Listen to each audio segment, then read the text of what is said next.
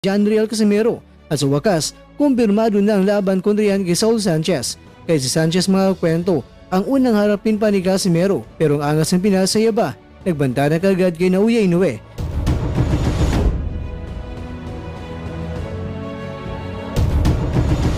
Pilipos Ngitumba, kaya higit na ng ginawa ni Casimero sa hapon na si Yukinori Oguni sa kanilang nalalapit na laban. Ito po ang mga pinagbabatayan ng ating kwentuhan. Kaya tara, kwentuhan na!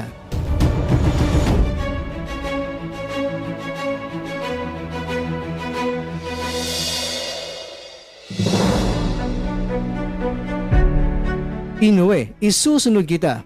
Mark my words, ito ang manghang na binitawang banta ni Casimero sa kanyang long-time rival na si Inoue. Bagamat si Sanchez pa ang kanyang haharapin, pero tila ba ginawang inspirasyon si Inoue sa darating na laban na dapat talaga nagalingan ni Casimero at talunin itong si Sanchez. Target niya